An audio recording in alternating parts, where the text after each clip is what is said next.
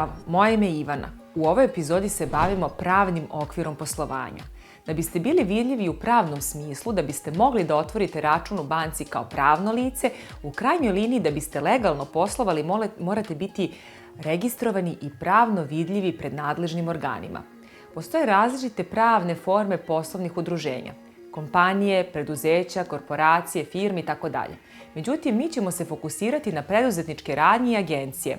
Ono što je zajedničko svim ovim formama je da predstavljaju pravna lica.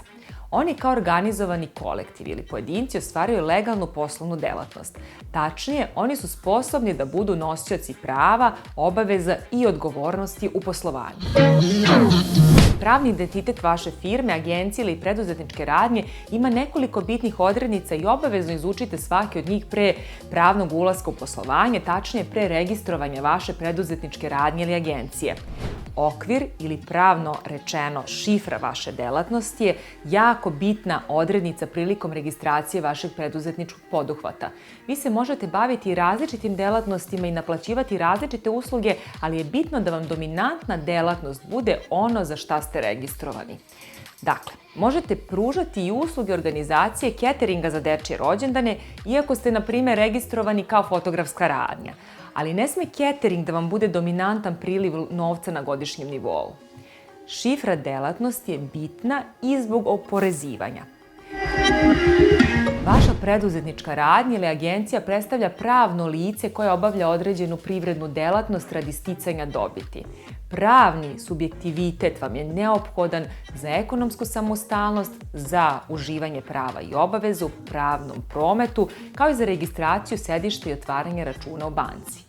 Bitan je također i naziv vaše preduzetničke agencije ili radnje, ne samo u pravnom, već i kasnije ćemo objasniti u marketinškom smislu.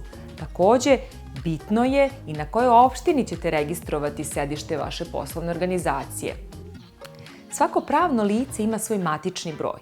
Matični broj predstavlja identifikacioni broj pod kojim se preduzeće vodi kod nadležnog organa za statistiku i upisuje se u sudski registar. Poslovne knjige predstavljaju javnu knjigovodstvenu dokumentaciju. Za početnike je najbolje da krenu od paušalno oporezovanih preduzetničkih radnji i agencija i da po razvoju poslovanja kasnije menjaju pravnu formu. Za paušalno oporezovane preduzetnike preporučujemo sajt paušal.rs gde je sve iz ovog domena odlično objašnjeno. Pravni okviri su naizgled dosadni i komplikovani, ali su neophodni kako biste bili u igri. Ne plašite ih se, budite spremni da malo učite i vidjet ćete da su stvari pravni okviri tu kako bi utakmica bila što poštenija, a vi što zaštićeniji.